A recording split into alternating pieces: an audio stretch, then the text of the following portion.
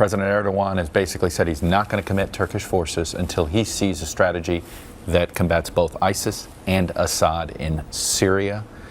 Is that something that the United States would consider reassessing the Syrian strategy in order to get the Turks more involved? Well, let's be clear what we hope for and want from the Turks and other members of the coalition. We have not asked for the Turks to send ground forces of their own into Syria. Our interest is in the following. First of all, the Turks have, just in the last several days, made a commitment that they will, in the first instance, allow the United States and our partners to use Turkish bases and territory to train... Airspace too, by the way? Hold on, let me explain this carefully.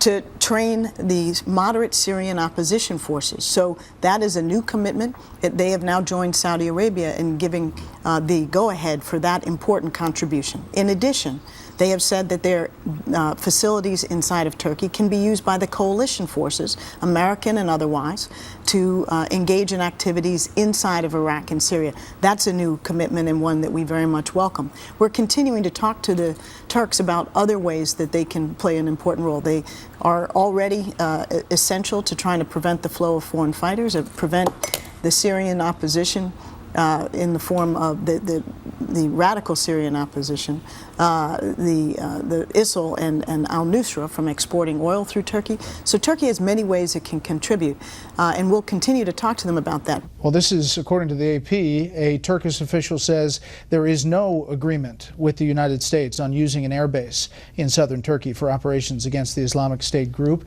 and they push back against the whole notion that Turkey has signed on to any new commitment. She went on to say that, in fact, the Turks had agreed to allow us to use their bases, which, of course, would be crucial because it's on the border with Syria. It would be near Kobani. It would allow us to launch many more airstrikes and more effectively. For her to say it and the Turks to deny it is a huge embarrassment.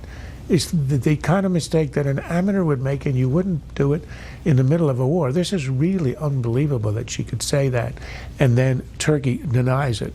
I don't know how they're going to explain it. Look, it seems to me that the Turks understand two things. A, that the Kurds, in the end, are a possible enemy, so they're extremely reluctant.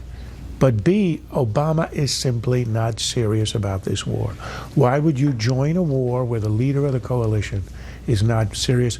This is a war, an operation he refuses even to give a name to. The only response we had was that the Pentagon says they're going to meet in Ankara about firming up the Well, the Turks have a beef with us because the administration wouldn't cooperate on a no-fly zone and some other conditions they had for Syria before the Turks would come in heavily on our side, and presumably this is part of what they're arguing about. But why go out Sunday? You can't make the announcement until it's actually a done deal, and the fact that she did this now we're going to spend time that we could have been building the diplomatic coalition and planning additional attacks. We're going to spend that time trying to make amends with Turkey for the embarrassment or apologizing.